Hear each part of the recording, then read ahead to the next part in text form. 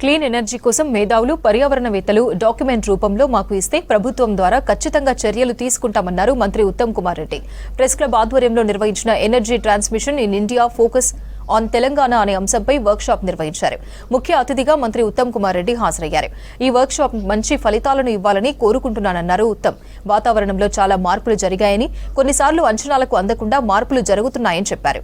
పంటల మార్పిడి కూడా జరిగిందని, భూమిని రక్షించాల్సిన అవసరం ఎంతైనా ఉందన్నారు ఉత్తమ్. క్లీన్ ఎనర్జీ కోసం ప్రత్యేక కమిషన్ను ఏర్పాటు చేస్తామన్నారు Uttam Kumar Reddy.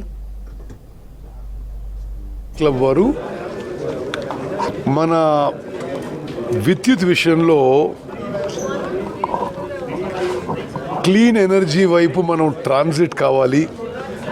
Coal based power నుంచి ఇతర ఎన్వైరన్మెంట్ ఫ్రెండ్లీ ఎనర్జీ సోర్సెస్కి గ్రాడ్యువల్గా మారాలి అని చెప్పి ప్రెస్ క్లబ్ వారు ఈ యొక్క వర్క్షాప్ ఏర్పాటు చేయడం జరిగింది.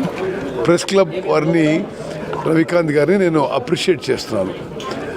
ఒకటి, మా ప్రభుత్వం తెలంగాణ రాష్ట్రంలో అన్ని రంగాలకి, వ్యవసాయం, గృహాలకి, డొమెస్టిక్ సెక్టర్కి, పరిశ్రమలకి 24 గంటల కరెంట్ ఇవ్వడానికి కట్టుబడి ఉన్నాము. ఏ విధంగా కోల్ బేస్డ్ పవర్ ఏదైతే కొద్దిగా ఎక్కువ పొల్యూషన్ క్రియేట్ చేస్తుందో ఈ సమావేశం ఒక ఉద్దేశం.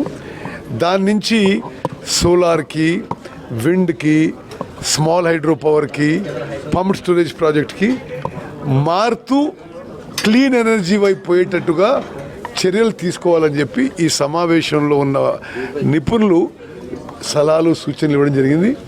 తప్పనిసరిగా రాష్ట్ర ప్రభుత్వం తరఫు నుంచి మేము క్లీన్ ఎనర్జీకి ఆ దిశలో ప్రయాణం చేసేటట్టుగా చర్యలు తీసుకుంటామని, ఎన్వైరన్మెంటు మరి పర్యావరణాన్ని రక్షించుకోవడానికి ఈ ప్రభుత్వం కట్టుబడి ఉందని, వాటర్ బాడీస్ మరి చెరువులు, కుంటలు, ఇవి వాటర్ బాడీస్ అన్నీ ప్రొటెక్ట్ చేసుకోవడానికి కూడా ఈ ప్రభుత్వం కట్టుబడి ఉందని చెప్పి